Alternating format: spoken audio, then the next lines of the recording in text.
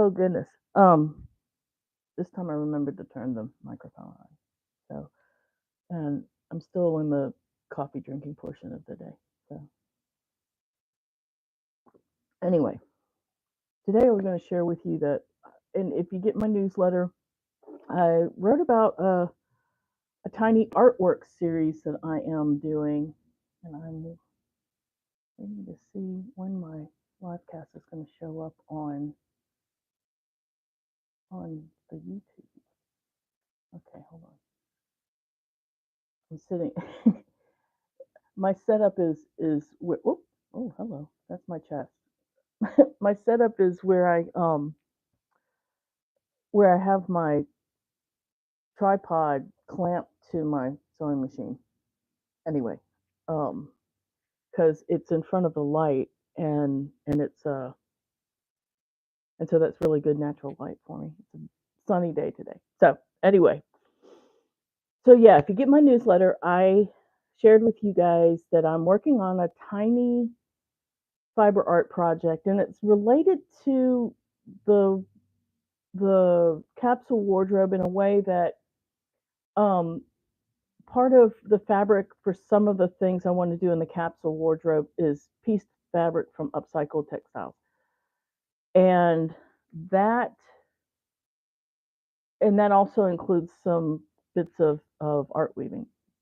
So I've been working on piecing together bits of textiles and different ways to embellish it to make little tiny pieces of art, and I call it my patch series. Now, the patch by patch series, and I use that term patch loosely because I think what I want to do is include it as some patches on the pieces if they're not too fluffy, poofy, because don't get me wrong, I love a good magnolia pearl outfit, but I think that sometimes the textures are a little too intense for what I would wear. And that's because I'm a short, fat little lady, and I say that in a loving way. So I mean, so ruffled textures and so much texture like is on magnolia pearl um, becomes kind of clown like on me. So I try to tone that down a little bit, but I do like that aesthetic, and um, I also like the rumpled look, even though, and I am not one to iron my outfits for the most part, but sometimes they're a little rumpled for me. Anyway, so back to the patch series. And so the patches to embellish these pieces, I want it to be not to be feel like they're not necessarily a patch, but part of the garment. And so the patches, I'm trying to find a happy medium with the upcycled textiles. And I have a metric ton of vintage linens that I've been saving, which I absolutely adore.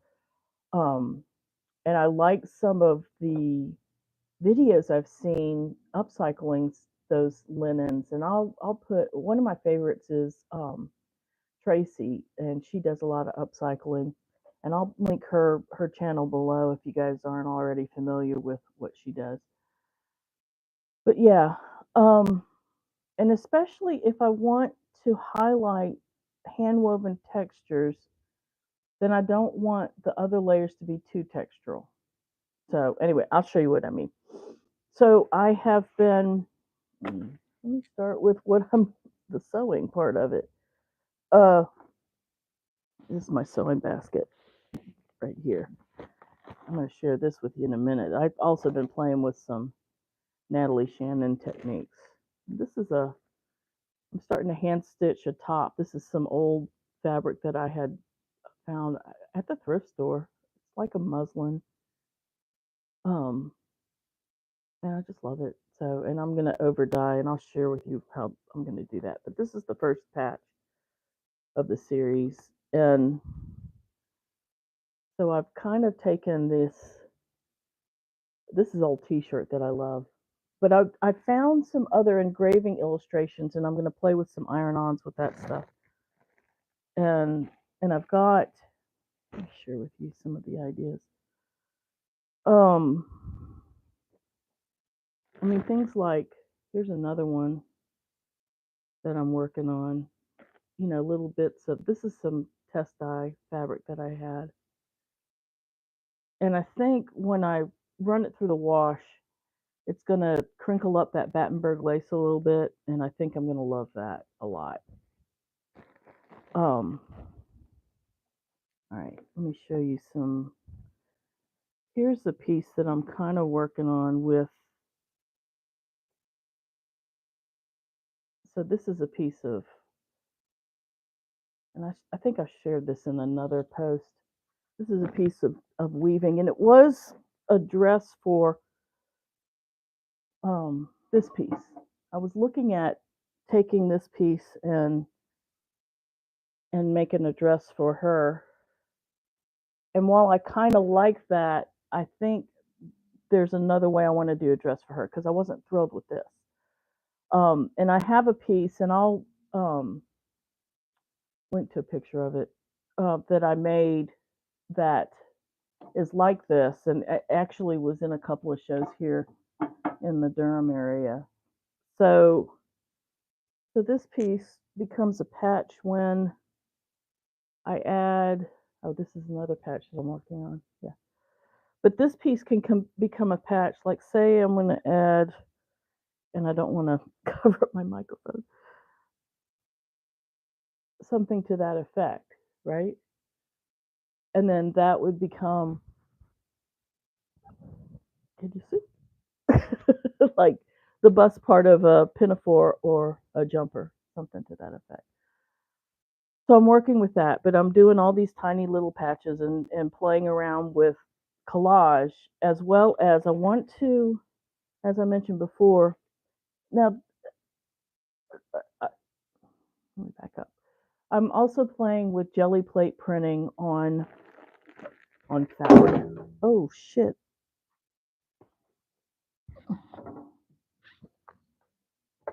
Oh, well, that wasn't good. Sorry about that, y'all. All right, let me get this back hooked up. Oh goodness.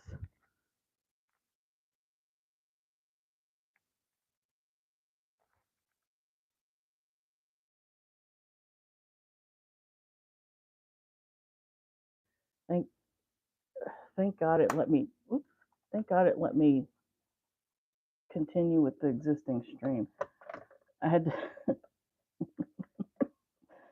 it started to make an emergency call. My phone did, and then when I said no, I don't want to, I accidentally shut my phone off. Great. So okay, I'm back at it. Sorry about that. All right.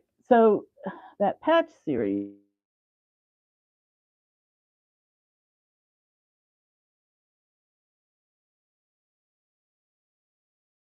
So this patch is like, you know, I'm working with trying out, not upside down, trying out some patches with my hand woven, as I'm playing with some uh, jelly plate printing on fabric. And I wanted to share with you guys some of the process of using my art journal for this. So, and I'm I'm trying to get back to where I can see comments. If you guys are still with me after I dropped you on your head. Okay. So, anyways, part of the process is I thumbnail, and this is what I've been doing.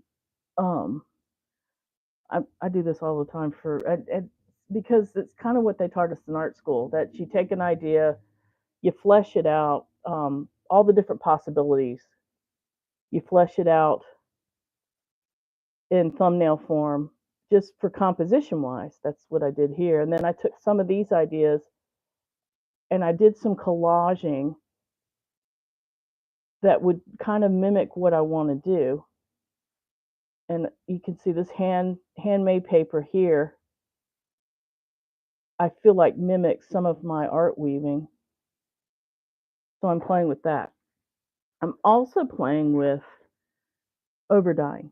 And overdyeing, excuse me, I think kind of melds fabrics together that don't necessarily seem like they match, or to keep it from looking too patchworky. And I know patchwork is having a moment right now. But again, sometimes so much busy on my frame looks doesn't look as good. So overdying, even ice dyeing, helps mute some of those textures, those patchy textures down. And I was playing with that. So yesterday, and these are still wet because I just rinsed them out this morning. But yesterday I was playing with these, with dyeing little bits of fabric, ice dyeing. Like I said, these are still wet. So here is some of the fabric that I ice dyed. Now I think that this fabric is a little, I think the dye is a little much, or maybe not. I don't know. I mean, I think maybe that would look really cool if it was over dyed on this, and then the texture and the colors just kind of were a little more subtle. So I'm playing with that. Now the thing about that, what dealing with this is primarily wool. So these two fabrics would take totally different dyes. This one I dye, the mordants are acid. This one it's soda ash. So citric acid or vinegar, soda ash. So it's two totally different pHs. So I don't know. I mean, the dye would strike somewhat if I did one kind of dye with the different type of fabric. It's just it's better if the fabrics can be similar, or if I dye them separately but similar colors. Maybe, I don't know. I'm playing with that. So anyway, but let me show you some of these ice dyes. They're really kind of cool. This is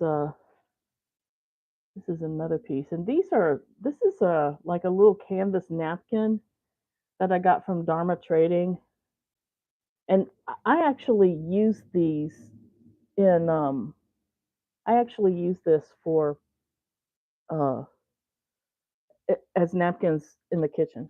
So the thing about this is if this is too contrasty, which it might be too busy, then I can turn around and solid dye over that. So I'm trying to be careful. The dye is already struck, so even if I drip it on myself, it's not going to be that bad. See, here's another one that with the ice dye, you can see that it split up these beautiful sections. And I tell you, before I rinsed it out, it looked like mud. But if I think that this is too much, either I can go back and paint the areas in with dye, or I could over dye the whole thing, like maybe in a gray, like a shade of gray that would kind of darken that just a hair. All right, let's see what else I got. Oh, I've got, yeah, this is another, these are bandanas from Dharma Trading. And these are great too. I use these as napkins. I like this fabric because it's just a lighter cotton fabric. And these make great napkins. So I'll either do that or practice some. I might practice some stitching on it first, or maybe I'll incorporate these into the patch series. So we'll see. Anyway, oh, see, lots of little bitty bits of fabric. Did I just show you this one? I think I just showed you this one and then wadded it back up. Yeah, there's that one. All right, but what I was trying to do is mimic echo dyeing, eco dyeing, eco dyeing, not echo, eco dyeing. This one didn't strike as much. I think this one might have been on the edge, and so it wasn't sitting under the ice with the other colors. So I don't know. No, wait, I've shown you that 3 times. Here's the other one. There's the last one. So yeah, these are all. I really like the way that these came out, and this does remind me a lot of jelly plate printing. I'll show you some of my jelly plate prints. Or maybe I could jelly plate print on top of that with some stencils. So I like this on my apron. This is my my apron from when I was dyeing. So okay, so let me show you the jelly plate prints because what I've been doing in my art journal. This is my art journal. I'll do an art journal flip. I'll do one where I don't talk and then one where I talk because it's really funny when I was doing a keyword search for jelly plate prints or keyword search for art journal flips. There was a category that said art journal flips, no talking.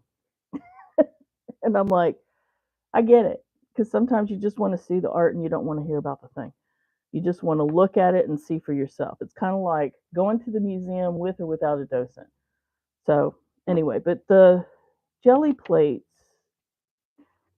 here's some of the jelly plate prints that I've been working with. And I think I've figured out how I want to try and do this on fabric because I want the fabric to be color fast. Oh, you see, and this is what I tend to do. So I put down this design, a page, kind of like that, and then I'll go back and draw in some ideas. So these are some ideas for some bowls that I'm doing.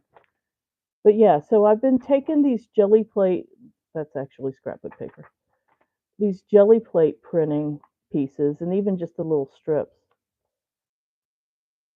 And you see here, I've used it as a layer with some scrapbooking paper. So that's supposed to mimic different textures of different textures of fabric. So I really love doing this, and I might try the stencil technique with the jelly plate, with the jelly plates, and do that on this fabric and see what happens. Um, but it's a really good. I mean, it kind of is this really interesting grungy texture that I can go back and draw over or pull out or or just paste into the book and use it as collage paper. And it also sparks some ideas because this is the kind of texture I feel like, this, I mean, this isn't that far off from this. You see, it's kind of in the same vein. So it's like this aesthetic that I've got going on. So I'm trying to play with that in different ways. And here's another thing. Look, I have this in my stash. I mean, how awesome would this look with like a little cutouts of some flowers or dots or some kind of shape sewn onto this fabric? That would be really cool. Anyway, so I'm playing with stuff like that for little patch series and little art compositions using some visible mending and stuff like that. And the reason being too is because slow stitching is like really freaking slow. And I mean, that's the point, is to kind of sit back and be in the process. But sometimes I've got ideas that I want to bring into fruition, ideas that I want to play with some composition and some textures as I'm thinking through this longer process of a bigger body of work being that capsule wardrobe. So that's why I art journal. And look, these are like my current journals right now. This one I've been working in for years, and it, like I said, I'll do just some prepping of. I don't work chronologically. I mean, I do somewhat, but for the most part, I'll put down backgrounds, and then I'll go back in later and finish out the page. And when I feel like I want to do an idea, make an idea, or sketch an idea, or even these are Alabama Shannon pictures that I pulled off of Pinterest because I'm really inspired by her stuff, and she does a lot of this beautiful hand stitching, right? So I've been playing with that. But yeah, so I'll finish my art journal pages, and it's a great way to like really when you get a lot of creative energy, like if you have some ideas and you want to bring it into, you want to play with those ideas, you want to form them. Here's an idea for a weaving, I can sit down and sketch it out. And this, I sketched it out. This is from 5 years ago. I mean, it's there, it's waiting for me. I haven't made it yet, but I might never make it. So this actually is a sketch for, I don't know if you can see, hold on, for this piece. So this is an idea of coming up with the piece that's on my rigid head loom. But I mean, a lot of times it's just playing around. Here's notes from some of the ceramic pieces that I did. Here's some ideas for some outfits using woven fabric. So yeah, this is, and I keep a bunch. I mean, I used to try and keep it all in one book at a time, but as I'm working in, with this, love this page. As I'm working with some wet media, as I'm waiting for one book to dry, especially if I'm jelly plate printing directly into my books, then I'm waiting for one page to dry and I'm putting stuff down on another. Wait, oh, you know what? Here is, this is the piece. This is the sketch for the piece that I made that was in the art show in Durham. And again, I'll put a link to the picture of that. But yeah. So this is, I find that sometimes when you're trying to harness inspiration, you need something that's quicker than slow stitching. So, but slow stitching is great because that's part of what's so awesome about slow stitching is the mindfulness. It's the same with spinning yarn. It's awesome to play with spinning yarn mindfully, um, and the same with freeform weaving. But sometimes, as you work through color combinations and composition through through textures and colors in my book, that ends up translating on the loom because I practice through my art journals. So that being said, I've fallen off the art journaling wagon. So what I'm going to do is an art journal challenge for myself. And you're welcome to come along with me because I'm going to do it live over coffee, I think. I'm going to start out doing it live over coffee. And then we'll see if it sticks, me doing it in the mornings. And for morning for me is pretty late because I'm a night owl. Um, but that being said, it could end up switching to nighttime. It just depends. Anyway, so I'm going to do, I figured coffee is good because in the time that I can drink a cup of coffee before it gets really cold is maybe 10, 20 minutes. And that's about the length it's going to be. So the art journal challenge, I'm challenging myself to do it for 30 days and I'm going to live cast it and probably here on YouTube. Part of me thought about setting up a Facebook group, but a lot of you guys found me through YouTube and it just makes sense for it to go there. And then I'll just see if I can repost those to Facebook because I do have a bunch of you guys on Facebook. Oh, here's my other journal. See, look, here's me hammering out some ideas, and this is a bowl I actually made. Let's see if I could show you this. This is, see, here's where I drew it out, and this is the actual bowl that I carved sgraffito on the inside where I painted it. So yeah, I play with the ideas, but I had put down this page probably weeks before I ended up opening this up to a take notes on my project and B to hammer out some ideas. So that's, let's see, I'll find you another page to show. Oh, I love this page. See, this one I started to sketch out a face, but I haven't had the guts to put the ink down on it any more than what it's there. So, but I'll get around to it anyway. But this, yeah, so this is, I generally just do this for me. And um because a lot of times I'm trying to hammer through some ideas. But I mean, it's really cool because over time, these books become a piece by themselves. I love doing these little pockets, little glassine pockets, little envelopes, and I just put a little treasure. I also sometimes will I'll write. Oh wait, I think this one has my ideas. See, look, here's the platter I wanted to do to match that bowl. See if I can find where I had sketched out because I found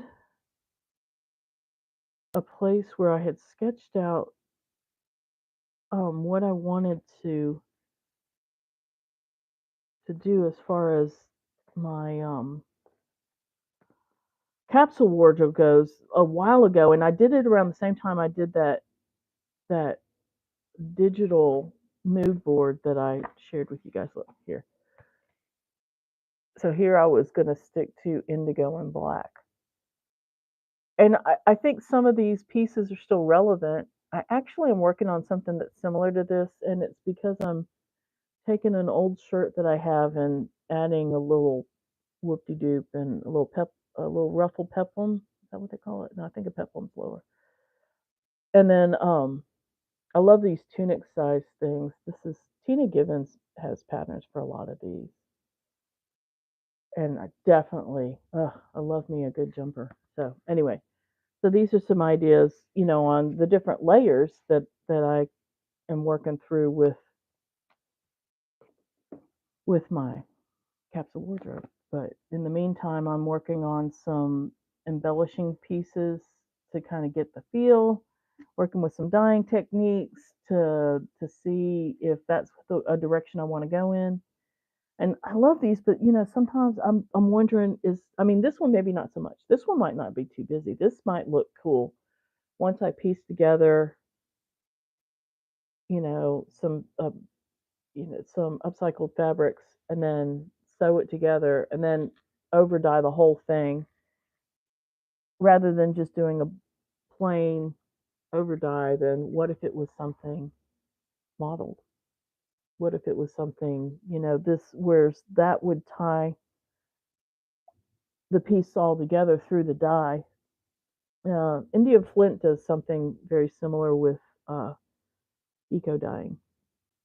So once she sews together her pieces through, like, she has some classes where called the conscious cloth, and I'll put a link to her space with the conscious cloth, and she's taking thrifted items, being mindful of what the fabrics are as she's sewing them together, and she does these wild stitching and these unusual shapes, and then she over dyes it with eco dyeing. She'll go out and get. Of course, she lives in Australia where there's eucalyptus trees, and those produce a beautiful rusty reddy color. And the I live in a highly manicured neighborhood, so the Bradford pears I'm sure would not yield the best results like a nice eucalyptus tree would. So anyway, um, that and eco dyeing is is I mean the results are. I mean I'm all for kind of getting what you get, but it also is not as wash fast as the chemical dyes. And I'm familiar with the chemical dyes. I've been using it to dye yarn and fabric for a while. So, and I'm okay with it. So there it is. Anyway, so that's what I've got going on in the studio, and I'll keep you posted as I continue to work on this series. And I am going to also, um,